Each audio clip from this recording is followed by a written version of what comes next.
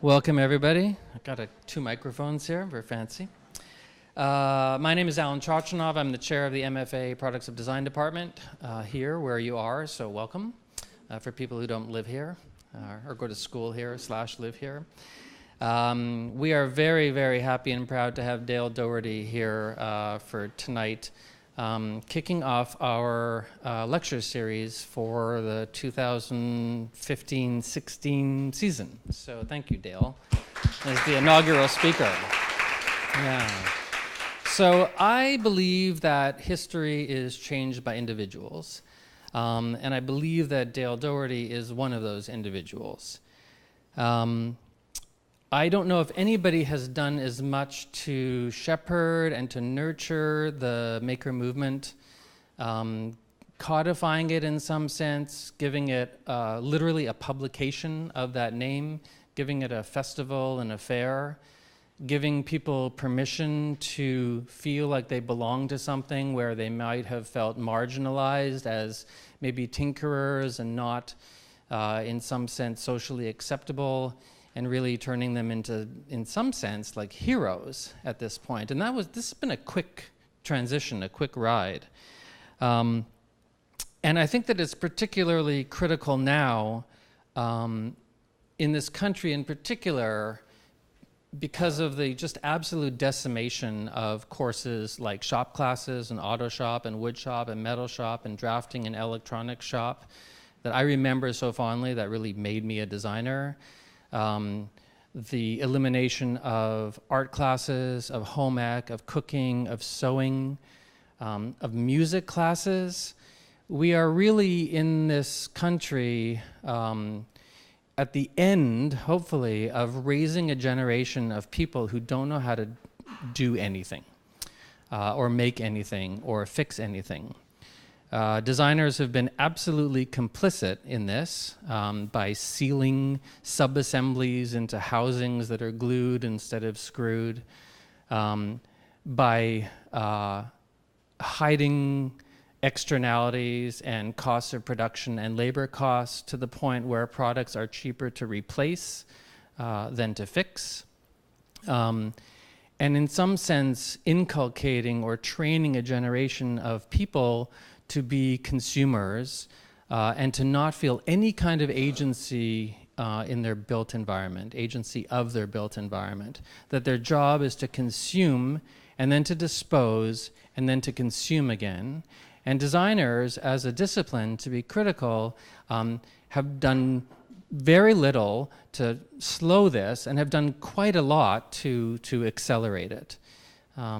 And so enter to the rescue the maker movement, which I think gives people this permission, this spirit, this ennobling of agency. Of I can actually do things with my hands and with my head. I can be creative. I can invent.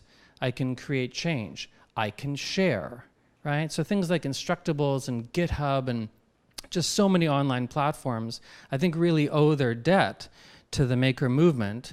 And the maker movement is very, very proud, as we are, to have Dale as its really, in some sense, its initial cheerleader, and tireless in cheerleading on forward. And I don't know what's in store next, but it's going pretty well so far. Everything from Maker Faire Africa to working with high schools. And hopefully Dale will talk a little bit about each of those things. So I want to thank you from everybody. I want to thank you from me as a friend, and I want to pre-thank you from them for coming to spend the evening with us. So please welcome Dale Dougherty. Thank you.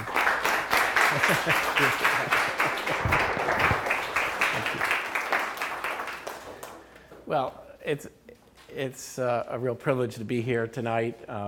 It's such a great place. I saw it a couple years ago, maybe 3 years ago, and it's just continued to grow. And I wouldn't mind living here. I wouldn't mind working here. But for tonight, I kind of prepared more a context for us to talk, I hope, about something that is a way of maybe looking at making, looking at the maker movement that, actually just started occurring to me within the last week or so. And it really is this title of Making is Community Service. And I'll kind of explain it to you in a little bit. But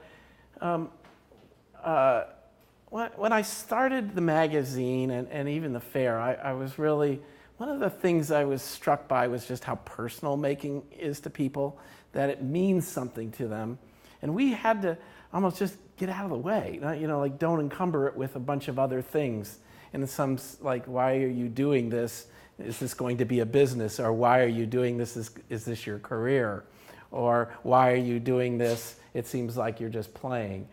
And it almost wanted to just say making is playful, making is agency, making is social. And the acts of doing it, the process, was almost more important than any outcome that it generated.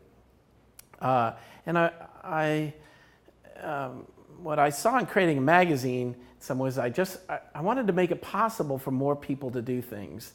And the analogy I had in my head was almost to cooking. Like, we have probably better cooks today, more people who cook well than ever before. And it's kind of a confluence of media with health, with a sense of agency that I can make my own food. Probably the same, it's the dichotomy between fast food and slow food. We probably both are about as big as they could ever be.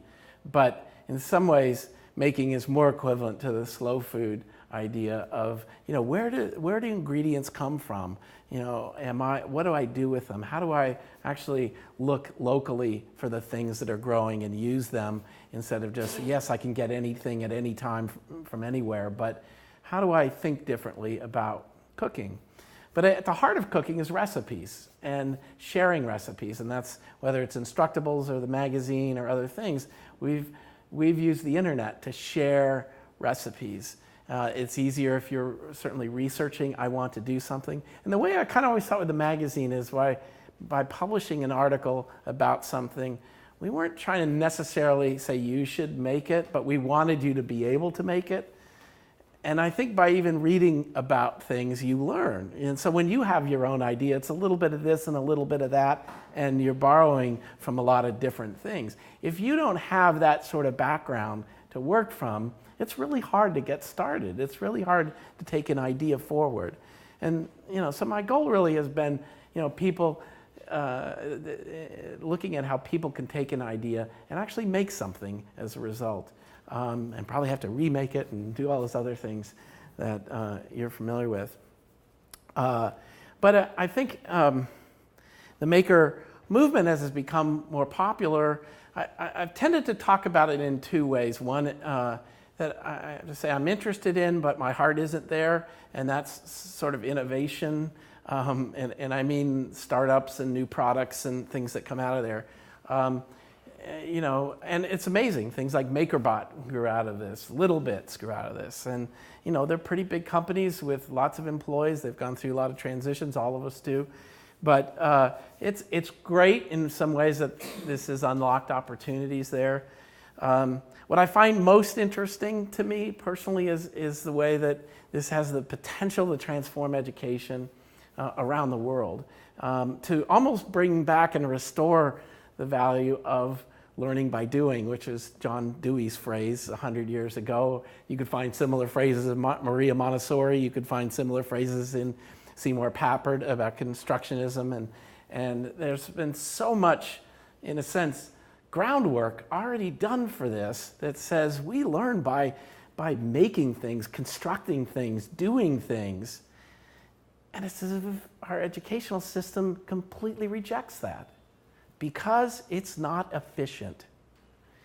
It's not an efficient means of delivering content to people. And you kind of say education shouldn't even be in the business of delivering content to students. There's content everywhere. It's actually creating a context where kids can have experiences that are meaningful and doing things that are engaging to them. So, as I said, those are kind of my two lenses, innovation and education, and I could go down two of those paths. But what I want to talk to tonight really is almost a third lens to look at the maker movement, and that's community service. And what I'm kind of interested here is not necessarily doing good, but actually the sense of service, of helping other people help themselves, which I think in many ways is so aligned with the DIY spirit. I want to do something myself. And if you could help someone else do something themselves, how good is that? And so I'm going to start here. I just tell you the point. I'm going to start with, I have probably more videos than I should show you, but let me tell you. The first is a kind of a summary video from a Makeathon about 2 weekends ago. I was a judge at it. I show up on Sunday. I don't want to take any credit for the good work they've done there, but I was really impressed by it. And I have to tell you, I'm very cynical about hackathons and makeathons, particularly these days where corporations have kind of taken them and they're kind of recruiting fairs and pizza parties, and they promise to do a lot and often, they don't.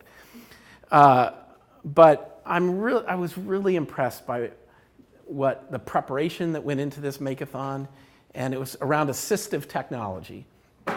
And I'll explain a little bit more when you go in, but they basically organized people with talents and they organized challenges. And they tried to do a lot of that before the event opened.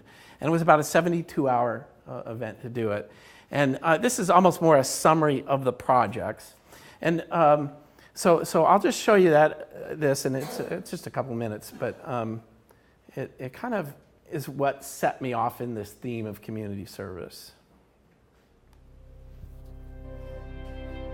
Took place at Tech Shop in San Francisco.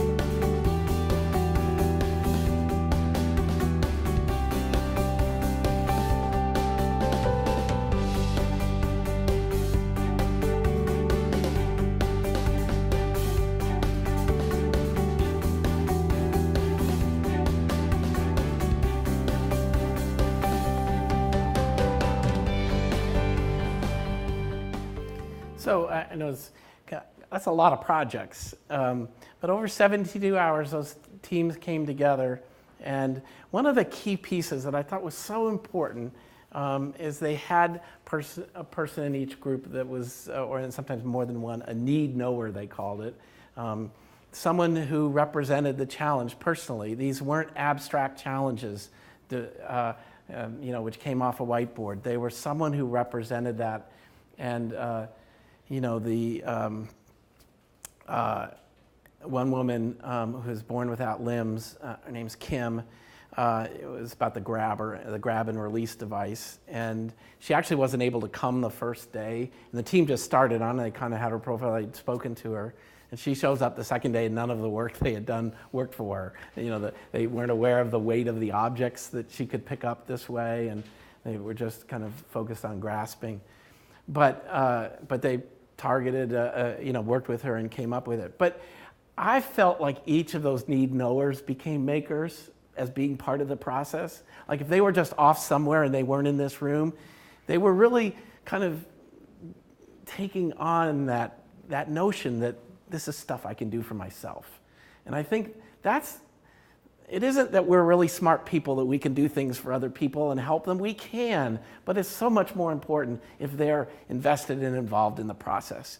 And I think, it's like working with kids in education or something. Yes, you may be smarter than them, but the trick is to get them to learn and to engage so that, they are going down that path themselves and feel a sense of agency and ownership of what they're doing. What has always amazed me, in a sense, what I see as kind of the universal framing I have for making is engagement.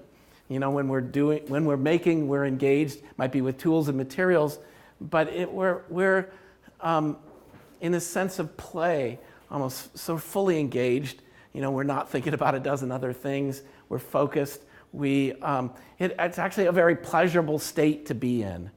And so when I talk about community service, I mean kind of an extension of that sense of engagement, but to mean an engagement with others and working together, whether it's collaboration or really in that sense that we are part of solving a problem together, part of creating something together. What happened is going to that Makeathon and thinking about this sort of gave me that lens of community service. And then the weekend after that, which I'm going to go into shortly, I'll explain this in a minute, I went to Maker Faire in Seattle, and I have a bunch of videos just walking around talking to people. And I kind of came back, and I actually didn't think I was doing this for that talk. And sort of afterwards I said, look at that, look at that, look at that, look at that. You could all look at these people as doing community service in this unique way. And that's what I really want to share with you. But just a background, we've been doing Maker Faire for 10 years, and 6th year in New York here.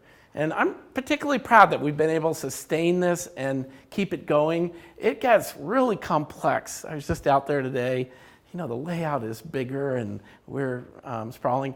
What's so precious to me about New York is that we're on the grounds of where the World's Fair was in 1964. Did anybody see Tomorrowland? Not such a good movie overall in some ways, but I love the opening scene where the kid with a jetpack shows up at the World's Fair, and he's gonna, show them that he's an inventor, a maker. And I've heard that the director, Brad Bush, is very much inspired by the maker movement. He actually has some wonderful phrases in there. I just don't know, it sort of got into a weird place that I don't know what it's about at the end, but it was kind of like, there's a phrase in the movie that says, what if the world could be remade by creators and artists and makers and things like that? And I think we still have or hold on to that almost science fiction kind of dream. But Maker Faire, a little bit like Burning Man, appears to be a created world for like a weekend or longer.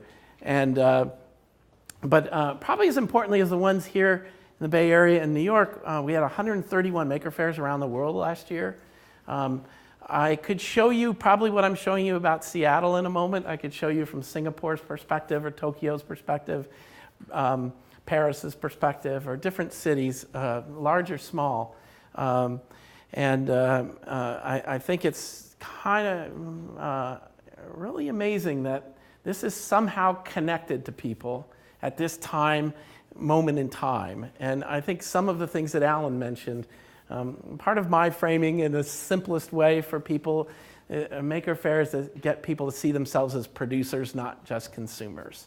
To see that act of creating, building, shaping, making things is who they are. Not just an activity, but it's partly an expression in a very personal way of their own capabilities and their own talents. So to get to 131 Maker Fairs, we needed people out in the community who wanted to organize. So this is a video from, of a woman who's organized Seattle Maker Faire.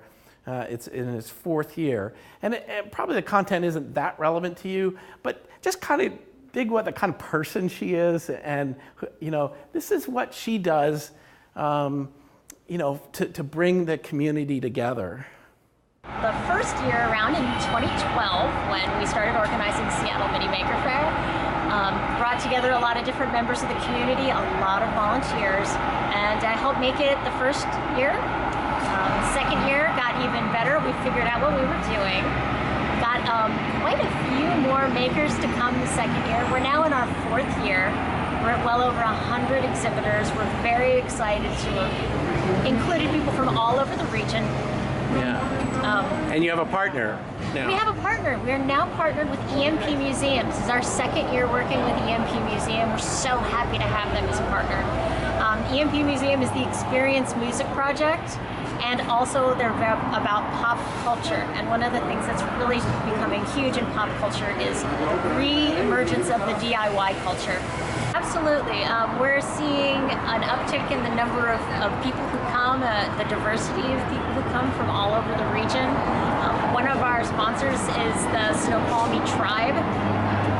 So we're happy to have a lot of original residents of the Seattle area coming. Right. I am a maker myself. I dabble in a lot of different things. Lately I've been doing a lot of sewing. I think because my grandmother's inspired me. She's 90, she's still doing a lot of sewing. I've also done a lot of robotics and software work. So it's just it's a person who makes things, but she's also making the community and bringing people together. She was part of a team and felt after the first year that sort of loose team that came together, and she kind of ended up holding on to a lot of things as other people didn't, maybe deliver as promised, but she's taken it. Our next one she does pop-up science museums, and we'll listen to her for a little bit here. Well, we're Seattle's first mobile science museum. We don't have a home. That means we pop up in all different types of places, and usually they're really quirky, or sometimes they're somewhere in your community that you don't expect. But we're a bunch of scientists and engineers who think that we want a different type of way to do outreach with our neighborhoods, and we really care about our community. So we're just fun and excited to be here. Give us an example of one you've done. So recently we popped up on the ferry to talk about ocean acidification. And in Washington State, there's a lot of ferries that go across the Puget Sound, which is a really big body of water in between a couple different major communities. And the ferry actually takes data with sensors under the boat. So we thought it'd be kind of cool to show up on the ferry for like 2 hours and pull water from the boat and look at it under the microscope, and then we were gone. So that was one thing that we've been doing, and it's part of a series called Street Smarts.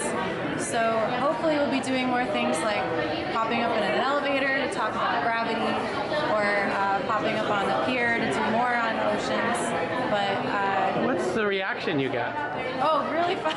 It's really fun. Yeah. I think people don't expect scientists to have a playful or extroverted side. Right. So, she has a science background, but going out in the community, and she has the freedom to do kind of what she wants. She does make arrangements with like the ferry company, but sometimes working with a museum, you could volunteer, but you're working on their program and their programming. but she can put a network of people together and just go out and do something. And again, part of this theme is it is volunteer. It's something you're doing, but more importantly, it really means a lot to the people that are doing it, or they wouldn't put the time and energy into it. The next person is an instructor, and the question I kind of asked her, she teaches blacksmithing, and I kind of asked is, this is at the Pratt Fine Arts Center, and asked her how things are going. Managing the sculpture department, the tuition income has really skyrocketed, especially in the blacksmithing department. Maybe because I'm a blacksmith and one of the instructors, I'm not sure, but I've been really trying to make it more interesting, offer some shorter classes that have different interests for people that have taken the beginning classes and the intermediate classes, and they say, now what? So offering short classes that are fun and make you think. And our biggest and best thing that has recently happened is we just got a brand new power hammer. So the people that have gone through all of the intermediate continuing classes, now they can go further using this big machine, which is just fantastic. We couldn't bring it here because it's really heavy. Yeah. So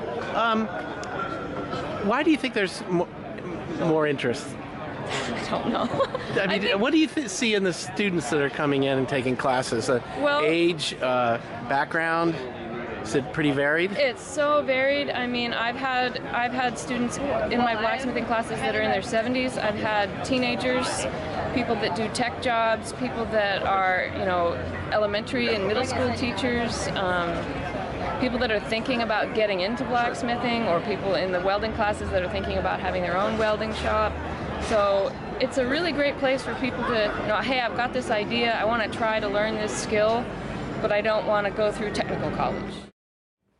So I think the key thing, what I really see in the maker community is a sense of workshops and DIY workshops that often don't require credentialing to get in. And again, you're doing it often for your own satisfaction. But she's an example of a teacher doing this. This is another group, and I'm putting up there, they were doing activities at Maker Faire here, but the Seattle Attic Community Workshop particularly focused it's a feminist organized space trying to be friendly, more friendly than most maker spaces are to women, to the LGBT community, and they have kind of an interesting outreach group there. They're just, at a fair, there's a number of people just organizing activities, and they may be associated with a group. Sometimes they're just a small group. This is a paper making activity at the fair. And this when it was an after-school club, the Big Brain Superheroes Club, and and they brought two of the young girls that are making things, and they had me baffled. But this is sort of a game to teach you binary encoding, right? And so if you turn on, they'd say, okay, they asked me, can you get to 201? Flipping the right switches here. I'd say this is the same week after we had the so-called clock kid, Ahmed Mohammed, which became such a big news item. And I couldn't help but that looks like a clock. And there are a lot of things like that. But there's an Arduino there. There's lots of things sort of involved. These girls learned it. But again, someone worked with them to help them do this. And it was wonderful that they're there. Luca is a young boy. He's 9 years old. And I personally liked his story because he said he read about thermocouples in Make magazine and decided that he wanted to create shoe warmers. He took out his sneaker, cut a hole in the sole insert, and created a thing that if you turn it one way, it'll heat your foot, and if you turn it the other way, it'll cool your foot. And he just sort of got the idea and started rolling with it. And I asked him why, and he said, well, I thought people who live up in the Arctic might have cold feet. and almost doesn't quite matter. Is two women. I have a longer video. I'll just give you a taste of what they're talking about. But they're doing a place called Hive Bio, and they want to introduce people to DIY bio. So how to pull DNA out, how to study it, and all that. So we'll just get a little flavor from them. Hive Bio is a community bio space. It's a biohacker space wherein people can either come take classes to learn about biosciences, a bunch of different kinds of biosciences, or participate in or lead their own research projects, and we provide the lab space for people to do. Okay, so if I walked in there, what would I see? If you walked in there, well, it depends on if it's an open lab day Let's say or it is. class day. So open lab day, we have about 4 or 5 different benches. On those benches, you would see equipment such as a PCR machine, ways to replicate DNA. You would see refrigerators, you would see pipettes, you would see autoclaves, ways to sterilize a sample. So you would see test tubes and different buffers. Yep. You would see assay machines to read. I think you get the idea there. But these are self-organized spaces where they're trying to bring people in. Now, some of the things you see at Maker Faire are like this. This is a solar-powered tricycle called Daisy, and have been to Burning Man, and its maker Sam Carter's up there. And he's from Vancouver actually, but it's something they toured. They'd been at Burning Man, and it came up here. And there's almost a small group of people that work on these projects. And his goal, he talks about wanting to almost build a mechanical circus and take it from town to town. I'm going to skip over his video. This one I'm going to do just because it's fun. I don't always know why people show up at Maker Fairs. But this is guy dressed as Mario, Robin Hood, and just a marching brass band. It's just such fun. But again, why do they do these things? And I think it's to engage with the community and share something they love. So I think one of the best stories I have from Seattle, though, is a woman that goes by Queen Mary. And she was riding around in a wheelchair, and I went up and started talking to her. And, well, you'll hear from her. I am extremely disappointed with the poor quality of the current available wheelchairs, and they are extremely expensive. So I've made something that can go from the boardroom to the backcountry and everywhere in between. It's the size of a regular wheelchair, but it can go over up to about 9 inches of clearance. It's significantly more capable, and it's what I'm going to use to go backpacking in the woods. Okay, how did you get inspired that you could do this? Well, the actual original idea came from a friend's fishing net, believe it or not. But Carl Bass had a presentation at Maker Faire in San Francisco that I watched that introduced me to Fusion 360. I was actually able to learn Fusion over the web, and I worked with their evangelists and made an entirely new prototype model and animated it and everything. So, again, sorry about the background noise there, but this is someone who didn't go to a Maker Faire. They just saw a video from Maker Faire and inspired them to act on this idea that they could change something in their life that was so important to them, which is their wheelchair, and to change it not just for daily use, but particularly because she wanted to do backpacking and go out on trails. And she sent me after Maker Faire, hey, here's some of my work. This is her 3D model, right, that she designed, right? And really interesting. And here's her prototype. She takes it out for a ride.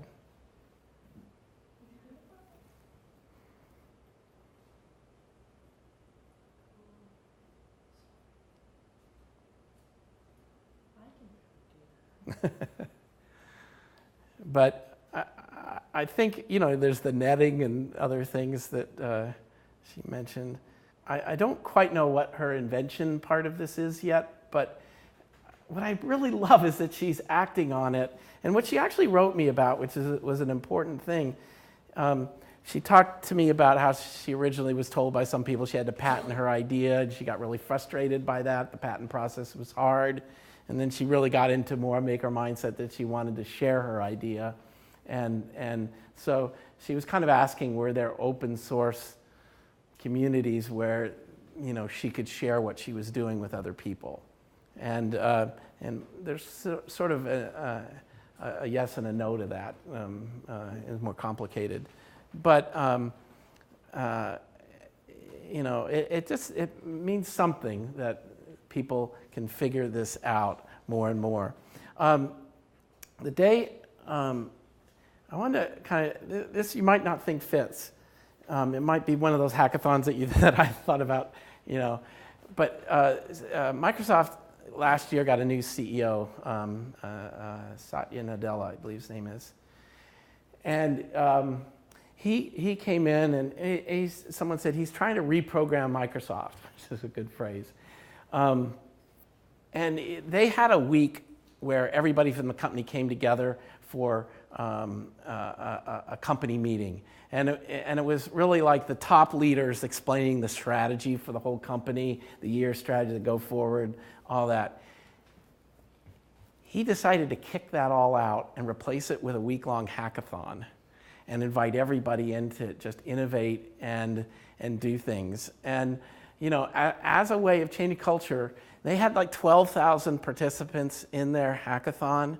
They had something like, you know, I can't remember all the numbers, but they had some like, they put the stuff online, then asked Microsoft employees around the world to review them and vote on them, and they had like 88,000 people registered to do that. And what I was kind of impressed by, which kind of related to the other, you know, and they showed me some videos I can't find online, but they actually, many of them were trying to tackle problems like, you know, for a blind person who can't find their way easily, and they were, you know, doing some different things here. But I can't find a lot of detail to support this, but it was, I was really impressed that this is something that actually can happen, almost sponsored and be part of a company's DNA to do this. They also have something called Microsoft Garage, which looks a bit like, you know, the space you have here. And they have a group of people, about 300 in their main campus that sort of are active in that space. And you know, some of the cool things there is, you know, they have a tablet thing called Surface, and there was a group that came together in Microsoft Garage, and they built like a new docking station for it to put the Surface next to your thing. And they just sort of started working together on thinking, well, how could we improve Surface? And whoever's like president of the Surface division went through Microsoft Garage just on a tour, and he stopped and he said, well, wait, what is that? and he said, I haven't seen that before. And is that from my group? And he said, no, the employees that put that together were from all parts of Microsoft. One works for MSN, the old beast. And he was just really surprised that this talent sort of reorganized itself in a way that benefited him, and they actually end up taking it. So, but it says something to me a little bit in this sense that I think even companies are recognizing a bit this sense of service. You know, like, it isn't just enough to have the job. They thought, one of the people said about Microsoft Garage, they thought it was essential to actually recruit and retain talent was to have spaces where they could almost freely innovate and work together. And I think things like this mean a lot to people, but they also form a culture within a company that this is stuff that matters and is celebrated. And I think that's what I've tried to do with Maker Faire a bit, is to say we can celebrate all these forms of making in our culture that we often don't and doesn't have a place. This is Maslow's hierarchy of needs, and you guys have probably been exposed to all this. But one of the things I was kind of looking at it for, and just want to throw it out there, is, you know, in the making of a maker, in some ways, you know, we kind of want to get people up there, right? We want them to feel that. And I think there are reasons sometimes even at this basic level, that people aren't makers because they struggle with resources at a very basic level. But I think in some ways, and this doesn't quite reflect it, but I feel like there's a maturity possibly happening in the maker movement of going from things that I do for myself, like a hobby, to things that I kind of do, in a sense, still for myself because it makes me feel good, but it's really outer oriented. It's oriented towards the community. It's ending up, I'm helping kids learn, I'm helping someone else with a problem. And again, I think it has more to do with being this kind of person than it does about like making money or other kinds of options. That this is kind of, in a sense, a hierarchy of meaning, we only get so much meaning from food, and it's a good thing, right? But making food, or cooking for people moves us up that line. So I just want to, this is the idea, I guess, that I'm proposing here, is to see the potential anyway, and the reality of the maker movement for really helping, makers who are helping people help themselves. And that's what I will end on tonight. Actually, one other thing I wanted to add, I didn't emphasize enough. So I kind of said in the beginning, but this doesn't often and usually doesn't have a business model, right? It's hard to make money helping people help themselves. And yet it's probably the most important thing we can do. And then someone actually asked me to write a column recently on, the future of work, and, the provocation was robots will steal your jobs. And I said, good, because then maybe we can do things that really help other people who aren't, easily served today. There's so many problems. Just like if you think of that Bay Area Makeathon on assistive technology, none of us know about most of those problems. And yet, what if we could dive into things that aren't possible to do because they don't have the right business model? Now, I think business models emerge out of some of this, but the early web didn't have a business model. I created the first website in 1993, and people were saying, well, how would you ever make money on the web? And I probably personally didn't solve that problem, but Google did. And people have made a lot of money.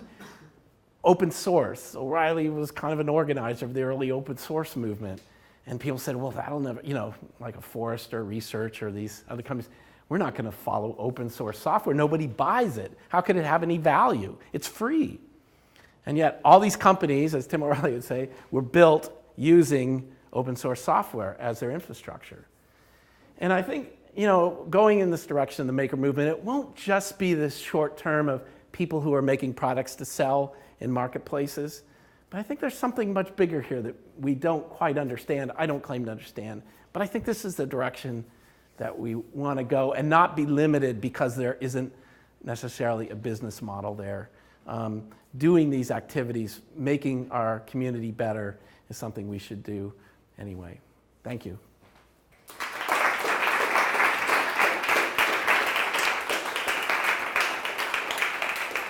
So that's about a half hour or so since we started.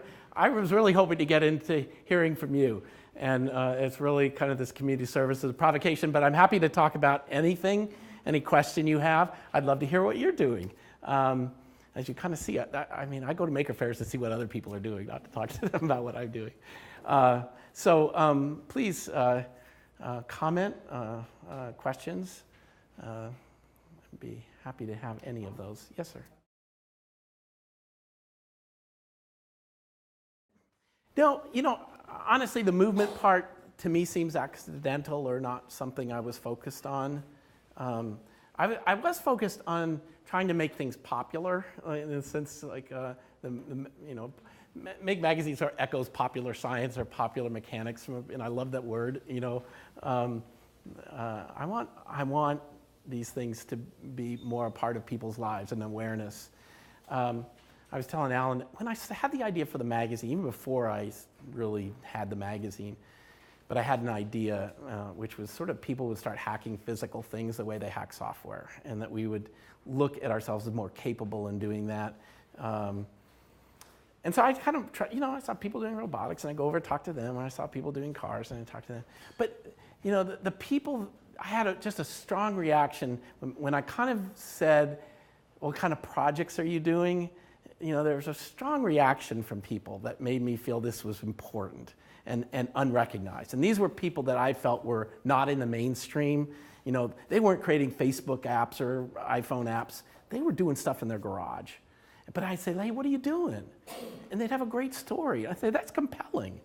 And that kind of led me to Maker Faire. So can I bring them together? Because I think nobody gets to meet these people, and they're shy, and they're very private about some of their work. Even their family sometimes doesn't understand what they're doing. To flush this out and make it more visible, it was my intention. And then just make, almost getting more people involved. I didn't mention it earlier, but we've to get to that, 150 Maker Fairs and others we're at, we wrote a playbook on how to create a Maker Faire based on what we learned and others. And we kind of intentionally aimed it for a fairly small Maker Faire, not something that is as big as what you'll see at New York. But what I wrote pages and pages about was community organizing, not event organizing. It was really what makes a Maker Faire is to go out in the community and find those makers, even if they don't use that word, and even if they're not aware of this. It's a little easier today maybe to say, hey, who's the makers in the community? But it's like going and finding the lost arts, finding people who are doing stuff that are unappreciated, finding the artists that don't have a home somewhere like kinetic art or things that are large or Burning Man art. It has a home in the desert, but it's not something that easily is brought into a city sometimes. So that sort of is what drove us. And I think the fact that we kept discovering more people, it was almost like, like leading a parade and seeing more people forming behind you. It was that sense of it. But I never had, it was almost more a little bit, I think the movement things, became a term that other people started to use. How do I understand this? How do I think about it? And it's another sort of topic, but, what kind of movement is it, and what does it like relate to? What are the kinds of things? Just as a quick answer to that, I'll try one on you. But it's hard for me to relate it to the civil rights movement, which extremely significant, extremely important, political and really legislative change and really cultural change at the same time. But I came up with something you might think is trivial, but there's more marathoners today than ever. And if you look at the growth of marathoning, it's something that hasn't gotten any easier, but more people do it than ever. There's more opportunities to do it. But I started to study, one is amateur participation. Running has almost always been amateur, but you started to get a few people that were, like the Boston Club that runs the marathon there was 120 years old. It always had 300 people running the marathon. It was kind of the club-like, the same people that did it. But in the 70s, it starts to take off. And it's the same time that companies like Nike take off. And I thought that, it's sort of this confluence of fitness. But there's something really personal about this. Like, this is a goal something hard that I want to do and prove to myself. And I think that as marathons spread and they went into other cities, they were often organized and sponsored by track clubs who, to get participants, had to train people to run in the marathon. And they did something that schools don't do. It's like the woman talking about blacksmithing. They didn't ask if you were a runner. They didn't look at your body and say, I don't think you can do this. They said, if you can train, you can run a marathon. And we have a 12-week training program, just participate. And so the model that I have with marathon was just this sort of participatory culture, like the more people that do it, the good for everybody, and you want to make it easy for people to come in and do that. And so that's kind of one of the movements. There's the food movement I mentioned earlier is another.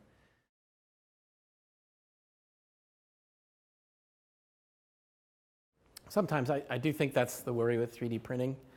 And often for like elementary school kids, they'd be great with cardboard. One of the things I didn't realize, though, I kind of had this mind, well, I'm really interested in high school and particularly in middle school, because you do make things as a kid in primary school or kindergarten, first grade, But I've kind of found out that's not so true anymore.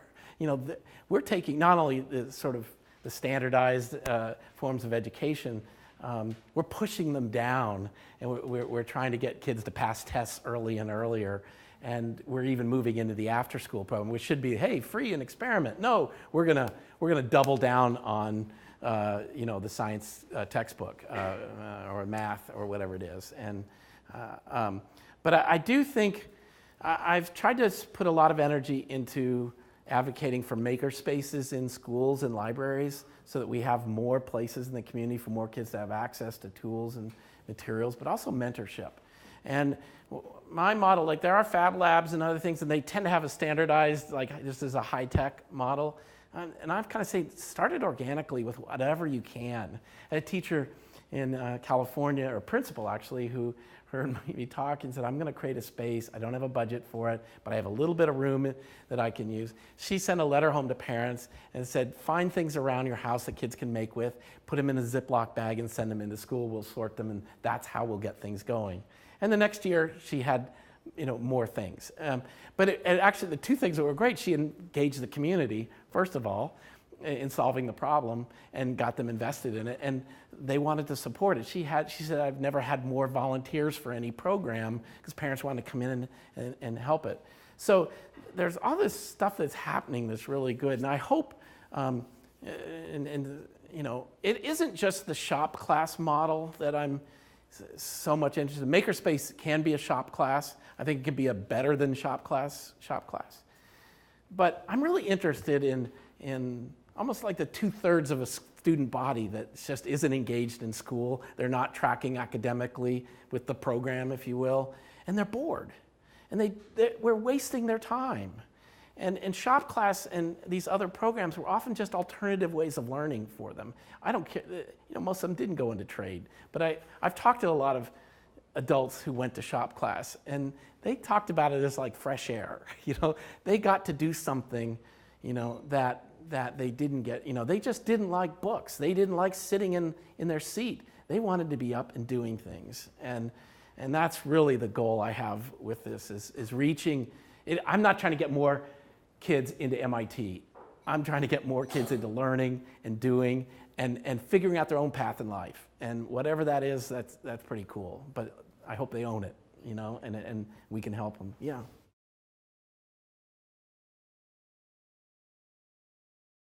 To be honest, I never knew what the outcome would be, and I didn't worry about it. I didn't know if the magazine would be successful. I didn't know if the fair would attract people, and I didn't worry too much about that. I worried more on it being, a good idea. Like one of the things I tried to do with the magazine that sort of affects is I took a category that, if you look at even the old Popular Mechanics or some, didn't have much of a design to it. There wasn't much of a look and feel as a magazine. So really tried to create something that was clean and crisp I kind of, if you just look at our logo and look at it, it's something that sort of punched at you in a way that those other, a lot of stuff was, I can't quite describe it, was grungy or too geeky, And I actually wanted to apply like higher levels of design to this category of how-to information in the way that like food magazines had tracked that way, or a lot of home design magazines had. The Maker Faire, we were just kind of motivated by the idea of reinventing the fair. What was a county fair like? And hey, you brought pigs and pies from distant farms, and you brought them together and shared each other's work. And well, we're doing different things together, but people still want to do that. And this was kind of rich in my head as science fairs, craft fairs, art fairs are all pretty much bringing things you work on and sharing with other people. But too often there's another agenda that competes with that. And one of the big moments for me around Maker Faire was I thought curation, and we do curate, but I thought it would have to be heavier initially. But I realized in some ways that we, like museums and other things, we ask people to bring in what they're doing, what they're making. I don't go out to the community and say, I'm looking for this.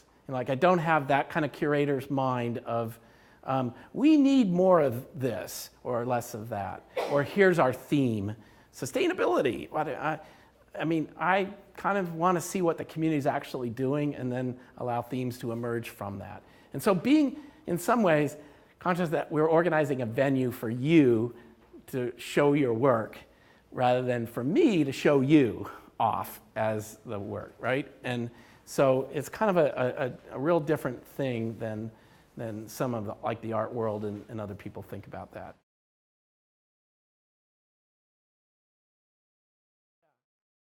Sure. You know, and I'm going to be truthful with you on this. You know, earlier, was it last week or something, it started popping up on social media. Hey, Dale, you should see this. And we have you ever heard of Kane's Arcade? Young boy that did cardboard creations, and we had him to Maker Faire. And, you know, so like, to some degree, there's harm in what the school did to him. But there's a little bit of harm in what society does even to correct that, you know. And I think it's important that he gets elevated and recognized and celebrated, but it is sort of a distortion of the world of a 14-year-old. And so part of what my dream would be to get him to come to Maker Faire as a maker or as a 14-year-old, not as a celebrity. I would just hope he meets other kids like him, and he will if he, you know, walks around. Rather than, you know, he's coming with a documentary film crew and, you know, a family, and they all kind of have a stake in this now. And it's we have to navigate that, and that's what I mean about being true. Like, I actually just want the kid to have a good experience, and the positive side. Jay Silver, or Makey wrote this in a list, and he said, you know, the reaction to this 10 years ago would have been, this is a bad kid in a bad system. And he said, I think it says everything, that there's an overwhelmingly positive reaction that this is a good kid in a bad system. And he is a good kid, you know. But there's all this blowback more recently. He didn't invent that, or he's not a maker because he borrowed the clock. And without wanting to argue with all the trolls out there, you kind of say, he's exactly a maker. He never showed up asking anybody to say he was one thing or another. He was taking things apart and putting them together and giving it a name, which is what every maker does, right? And you know, Richard Dawkins, it really annoyed me. He kind of like went after the kid, and Dawkins is, you know, a huge advocate, you know, science writer and advocate of science in our society, and it just seemed like a shabby thing to do, to go after the kid and say he didn't create anything original. Well, do most of us at 14? You know, I mean, if he was playing music, you know, he'd be singing a cover song, right? So, you know, and you know, it's just like, that's where he is, and that's great. So I think there's a challenge there, but it is wonderful that like lights just went off in people and said, you know, gee, this kid shouldn't be arrested. He should actually be celebrated, right? Thanks. He will be there on the weekend, but we're trying to figure out what he wants to do, and not if we can do anything to kind of, you know, just kind of keep it quiet, and so he could have the experience. It might be hard to do, though.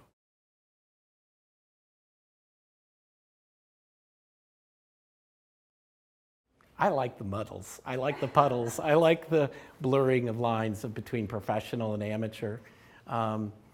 And I think, you know, certainly the big push around design thinking was to say that this is something lots of people can do. Whether they truly enable that, I don't know. But I think we really get hung up on the professions. And I think the professions get hung up on themselves.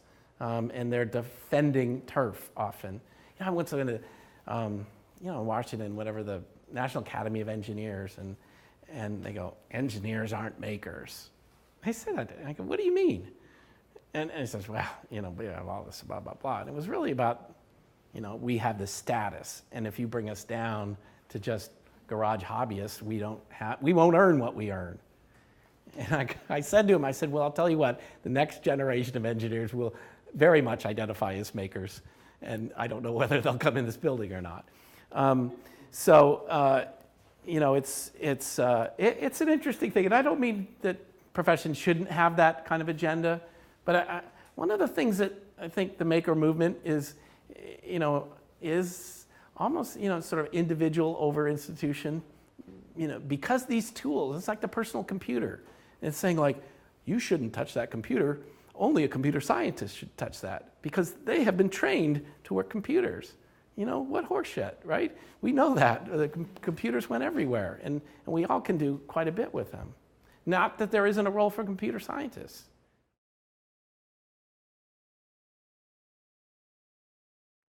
Well, I think it's people. I think, you know, my core idea is like when you imagine Maker Faire as just objects around there. You know, they might be interesting. There might be gadgets, and there might be things, you know, drones or stuff. But right. But the real thing for me is that I identify is when I see a maker and I look in their eyes and they're talking about their things, they're fully alive, and it comes across, and it's so compelling. You know, and I think for a kid to talk to an adult who's really passionate about something is a transformative experience. You know, and I think for any person it is. Like, and it may be about this or that, you know. So I'd say the combination of people and that kind of experience, it's how people feel about things, not just what it is. Even if they're not, another kind of interesting thing about this I've often felt is, you know, having an object to put in front of you and talk about in some ways means you're not talking about yourself, which a lot of shy people it's difficult to do. But yet you are talking about yourself, right? You were revealing yourself through that conversation about that object, but it's kind of safe, and you know, and I think partially Maker Faire ends up being a safe place for people that have strange objects, right? You know, like people aren't there criticizing them. And it was a phrase that one of the women in that talk really set me off is creating sort of non-judgmental areas or spaces for people. You know, like I remember visiting Makerspace at SMU in Dallas, and it was actually created by the design faculty, and they said we wanted to create a place where students could fail and not feel there was an outcome, you know, that was a consequence for that. We wanted them to try things they didn't know how to do. And I think even in most school settings, kids are afraid to try something because of the cost of failure. And that often means they're not really moving ahead or trying things. And we all kind of know, I mean, Alan and I was talking about it, you know from doing your design work that like it is sticking your neck out, and it is creatively taking risks that kind of matters.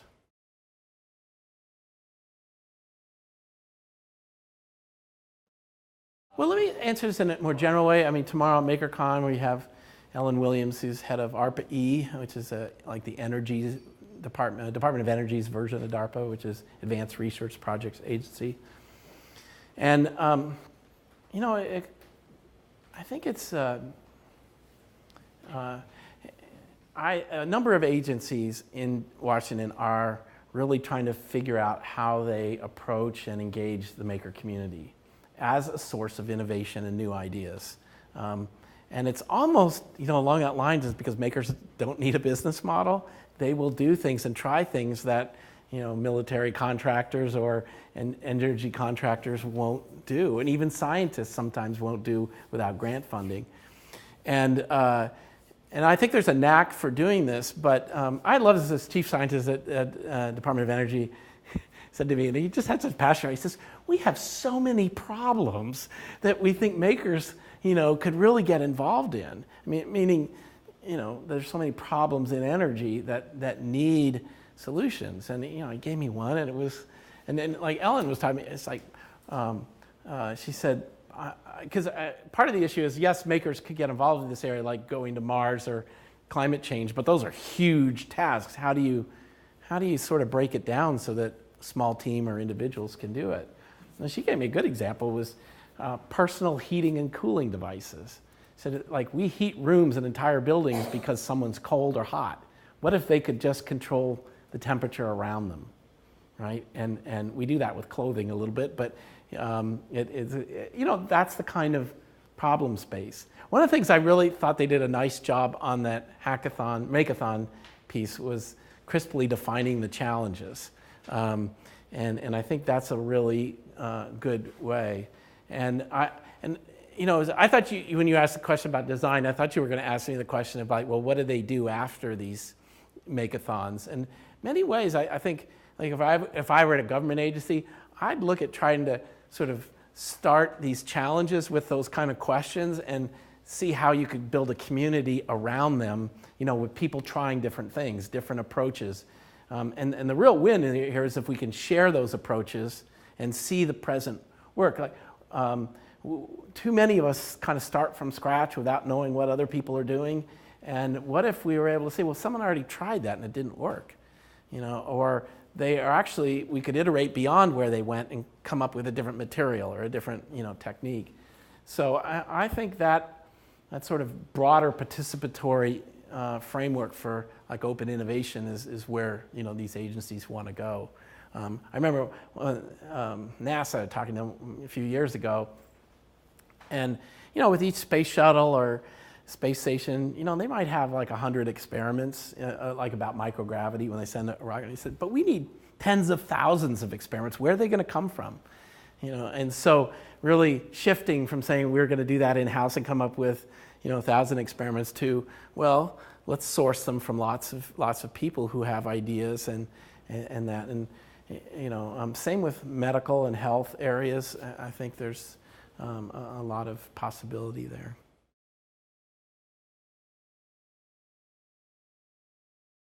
Well, we did a White House Maker Faire last year, which was pretty awesome.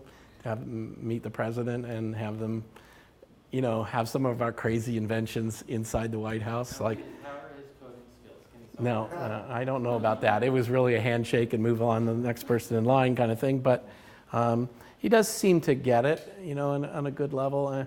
It's kind of funny. I mean, this is exact, almost to your point. So, like, White House has an Office of Science and Technology. They've been extremely supportive. They've helped organize the Maker Faire. We did a national Maker Faire in DC. They convene lots of people and do that. Guess who doesn't show up to those? The Department of Education. It reports to you, It's like, but no, they're not interested in this because they're doubling down on standards and tests, and I go like, well, we'll see where that goes. So, the power really, in some way, like it's interesting in Korea and China, the government's getting a lot more involved, particularly China. I was in Shenzhen this summer for that, and we had 200,000 people at the Maker Faire because it was free. It was downtown over 4 city blocks. The city provided all the security, the space. The city government provided, and it was big.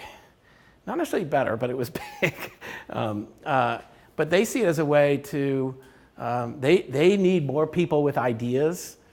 They have the capacity to make almost anything, but they've been making things for big companies, and they would like to have smaller companies emerge, more entrepreneurs kind of, go down that path, because they see that as their only way to really grow. Not really, but to kind of get to I have an outside-in strategy with schools that my focus through Maker Faire and things was created in the community.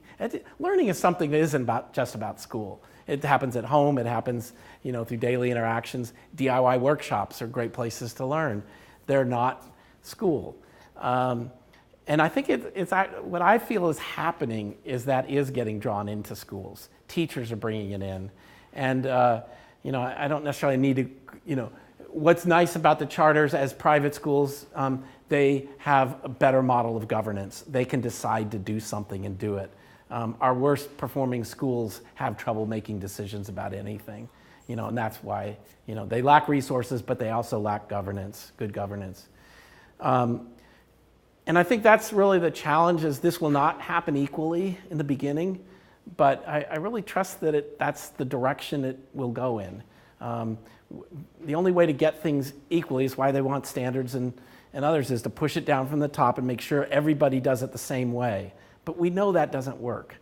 And so I'm really kind of, allowing it to percolate. And we have an education forum on Friday if you're interested. And this year I changed it from being about a bunch of smart people talking about why you should do making in school to really being about educators talking about the work they're doing to bring making into school. Because it's almost shifted. Now we have people that are doing it. and they've set up maker spaces. They have experience. They've really changed the nature of school culture in a few districts that I think is really positive. And that's kind of that's kind of the mode. Just an example, every school practically I know has a school garden. How did that get built? It wasn't a federal mandate.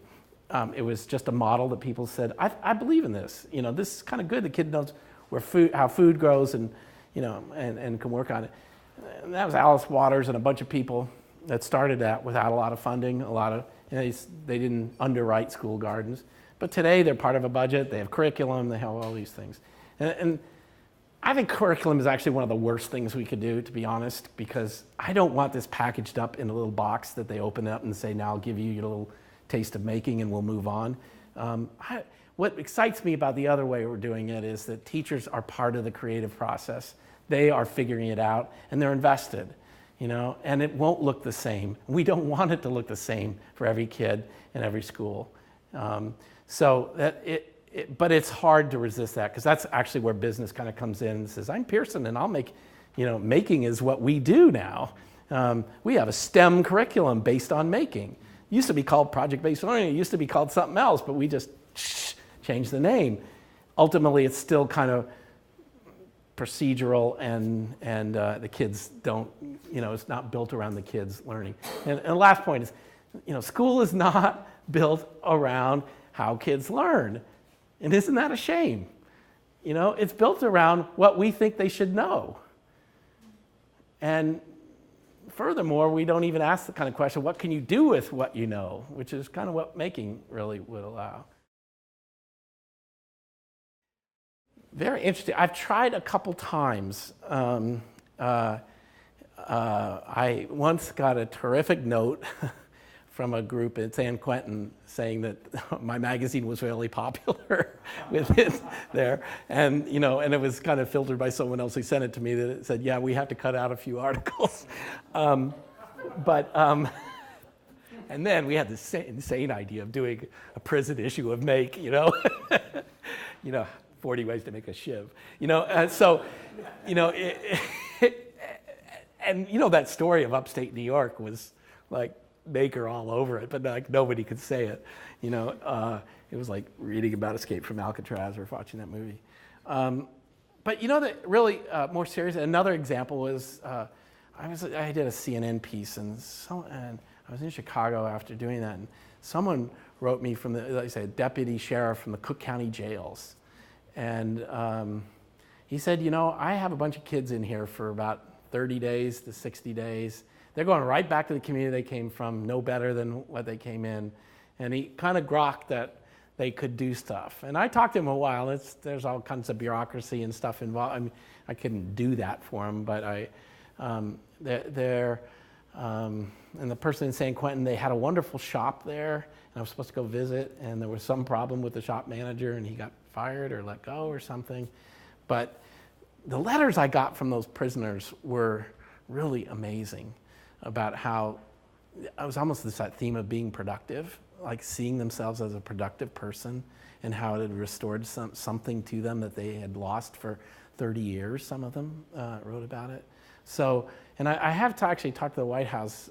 I've never found an organizing principle to get after it, but I think it'd be fascinating. And again, with these high rates of incarceration for these populations, and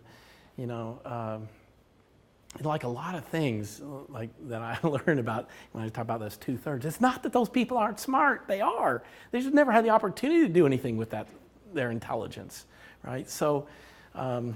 It's a great opportunity if you're really interested in that. I'd be happy to keep push on that a little bit. Yeah.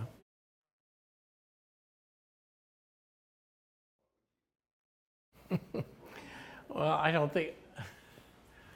I'll tell you this. It made me think. I became a grandfather a year and a half ago, so I have a little one there that it's one of the beauties of what I do. Like, I look at him as a young maker. I see how he walks around and touches every knob and turns it, and he looks, he imitates things and he finds it. You just see it, like in the raw so I think for the most part I wouldn't talk to a 5-year-old too much. And again, if you look at what Montessori and others were about, they're actually pretty structured about this, and I'm not sure it's the right way, but it's okay.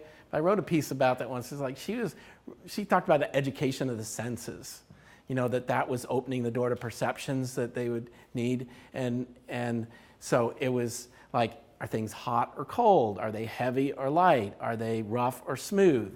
And we kind of think the kids just pick that up, but she was almost like, you would almost teach like a music lesson. She'd set up manipulatives and things that's what you would go through. And she saw it as a foundation for building. And one of my worries with kids is, it's kind of like the touchscreen generation, that's their tactile experience in life is a glass screen, not grabbing things and pulling things and stretching things and, using that. And I think if the maker movement can do things in some ways, is to almost sort of restore respect for the hands in the way they kind of connect to our brain, and not denigrate that with things like, oh, it's manual labor, but I'm a brainiac, and like, no, you're not. It's just like, we appreciate analytical skills and not so much, these other tactile things. Again, one of those things I think we're trying to change is like practice over theory, that especially as kids. Theory is efficient to teach, but doesn't mean you know anything just because you repeat a theory. Practice builds up knowledge yourself. Okay, Alan? Yeah, I think we should probably let you meet with the students 101. Yeah. So you can just see this generous spirit of Dale, who's like such a giver. I also think that it's worth noting this moment in history, especially I didn't realize it was the 10th anniversary. And I was thinking that like the Maker movement and Make Magazine and Maker Faire is sort of fact now, but it wasn't fact in the beginning. And you fought so hard to advocate for this way of again, giving this permission and these venues to show creativity and ingenuity and just hacking. These words have become so much part of our culture now, and they have become a kind of gospel in themselves in a strange way. And so I think it's important to have an historical perspective about where we are now, that Dale is here 10 years later talking about this because it worked, right? But in the beginning, you were talking about this not knowing if it would work at all, with sort of probably incredible forces, sort of resistive forces. So we don't take it for granted, No. and I want to But thank you. I think the thing that probably has worked more than anything in our advantage is we decided to make Maker Faire a family-oriented event, not a geek event, not a professional event. And it meant we got, adults, but we got those kids there. And today, when I started to Make Magazine, I might have thought my audience would look like you and maybe a little older, right? But today it's like the kid like Luca is reading it at 9 years old. He said he's been reading it since he was 7, and I think I would have never imagined that it would occupy that place in their lives, almost like a skateboarding magazine, a little bit cool of things that are hard to do. You want to be that thing. And I think so the fact that kids really have demonstrated such interest in this, and that means something to their parents who often don't know what it is they might be interested in, I think has really helped to overcome some of that. This could be small, but when you see the broad range of kids get involved, you realize this could be big. Yeah, that's amazing. I want to thank the student committee for producing tonight, and Gabrielle and Alicia and Marco, and Walter Tyler from the Office of Learning Technologies for documenting. And of course, Dale Dougherty, thank you so much. Some ways I wanted to make it possible for more people to do things. And the analogy I had in my head was almost to cooking. Like, we have probably better cooks today, more people who cook well than ever before. And it's kind of a confluence of media with health, with a sense of agency that I can make my own food. Probably the same, it's the dichotomy between fast food and slow food. You know, we probably both are about as big as they could ever be. But in some ways, making is more equivalent to the slow food idea of, you know, where do ingredients come from? You know, what do I do with them? How do I actually look locally for the things that are growing and use them instead of just, yes, I can get anything at any time from anywhere, but how do I think differently about cooking? But at the heart of cooking is recipes and sharing recipes, and that's whether it's Instructables or the magazine or other things. We've used the internet to share recipes. It's easier if you're certainly researching, I want to do something. And the way I kind of always thought with the magazine is by publishing an article about something, we weren't trying to necessarily say you should make it, but we wanted you to be able to make it. And I think by even reading about things, you learn. And so when you have your own idea, it's a little bit of this and a little bit of that, and you're borrowing from a lot of different things. If you don't have that sort of background to work from, it's really hard to get started. It's really hard to take an idea forward. And, you know, so my goal really has been, you know, people looking at how people can take an idea and actually make something as a result. And probably have to remake it and do all those other things that you're familiar with. But I think the maker movement, as it's become more popular, I've tended to talk about it in two ways. One, that I have to say I'm interested in, but my heart isn't there, and that's sort of innovation. And I mean startups and new products and things that come out of there. You know, and it's amazing. Things like MakerBot grew out of this. Little Bits grew out of this. And, you know, they're pretty big companies with lots of employees. They've gone through a lot of transitions. All of us do. But it's great in some ways that this has unlocked opportunities there.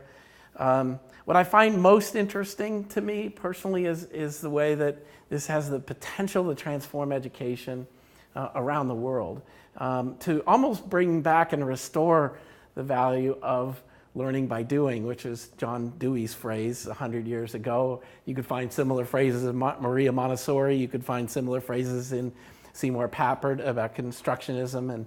And there's been so much, in a sense, groundwork already done for this that says we learn by making things, constructing things, doing things.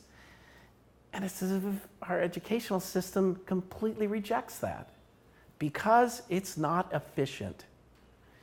It's not an efficient means of delivering content to people. And you kind of say education shouldn't even be in the business of delivering content to students. There's content everywhere. It's actually creating a context where kids can have experiences that are meaningful and doing things that are engaging to them.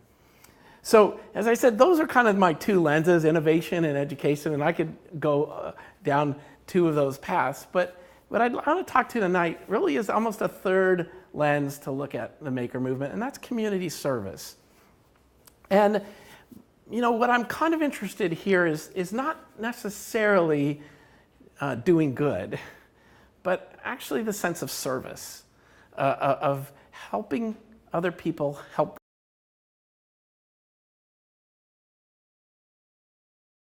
Welcome, everybody. I've got two microphones here, very fancy. My name is Alan Chochinov. I'm the chair of the MFA Products of Design Department here where you are, so welcome for people who don't live here or go to school here / live here. We are very, very happy and proud to have Dale Dougherty here for tonight, kicking off our lecture series for the 2015-16 season. So thank you, Dale, as the inaugural speaker. Yeah. So I believe that history is changed by individuals, and I believe that Dale Dougherty is one of those individuals. I don't know if anybody has done as much to shepherd and to nurture the maker movement, codifying it in some sense, giving it literally a publication of that name, giving it a festival and a fair, giving people permission to feel like they belong to something where they might have felt marginalized as maybe tinkerers and not in some sense socially acceptable, and really turning them into, in some sense, like heroes at this point. And this has been a quick transition, a quick ride. And I think that it's particularly critical now in this country in particular, because of the just absolute decimation of courses like shop classes and auto shop and wood shop and metal shop and drafting and electronics shop that I remember so fondly that really made me a designer. The elimination of art classes, of home ec, of cooking, of sewing, of music classes. We are really in this country, hopefully Dale will talk a little bit about each of those things. So I want to thank you from everybody. I want to thank you from me as a friend, and I want to pre-thank you from them for coming to spend the evening with us. So please welcome Dale Dougherty. Thank you.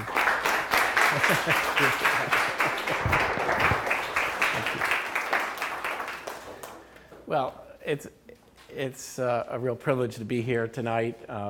It's such a great place. I saw it a couple years ago, maybe 3 years ago, and it's just continued to grow. And I wouldn't mind living here. I wouldn't mind working here. But for tonight, I kind of prepared more a context for us to talk, I hope, about something that is a way of maybe looking at making, looking at the maker movement that, actually just started occurring to me within the last week or so. And it really is this title of Making is Community Service, and I'll kind of explain it to you in a little bit. But when I started the magazine and even the fair, I was really, one of the things I was struck by was just how personal making is to people, that it means something to them. And we had to almost just get out of the way, like don't encumber it with a bunch of other things. And some, like, why are you doing this? Is this going to be a business? Or why are you doing this? Is this your career? Or why are you doing this? It seems like you're just playing. And it almost wanted to just say making is playful, making is agency, making is social. And the acts of doing it, the process, was almost more important than any outcome that it generated.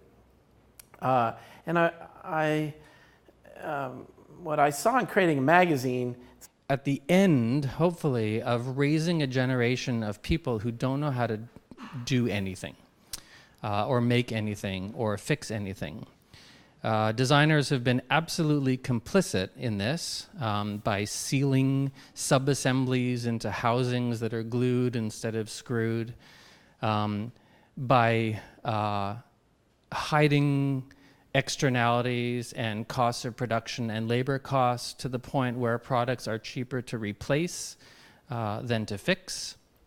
And in some sense, inculcating or training a generation of people to be consumers and to not feel any kind of agency in their built environment, agency of their built environment, that their job is to consume and then to dispose and then to consume again.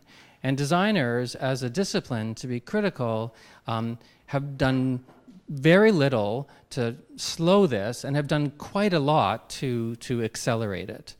And so enter to the rescue the maker movement, which I think gives people this permission, this spirit, this ennobling of agency, of I can actually do things with my hands and with my head. I can be creative. I can invent. I can create change. I can share, right? So things like Instructables and GitHub and just so many online platforms, I think really owe their debt to the maker movement. And the maker movement is very, very proud, as we are, to have Dale as its really, in some sense, its initial cheerleader, and tireless in cheerleading on forward. And I don't know what's in store next, but it's going pretty well so far. Everything from Maker Faire Africa to working with high schools. And